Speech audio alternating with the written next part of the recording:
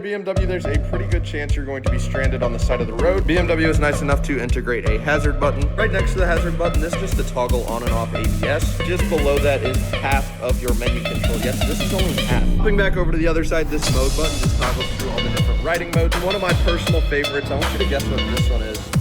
Yes, BMW integrated heated grips on their race bike, one of my favorite features. Another one of my favorites is this toggle right here. Believe it or not, this is cruise control. To turn cruise control on, all you do is slide this to the right. Pressing this forward will set cruise control and increase speed, and then pulling it backward decreases speed. One that I don't use very often is this DTC button. This is just dynamic traction control. This is how you increase and decrease it. And then last but not least, the button that I get the most questions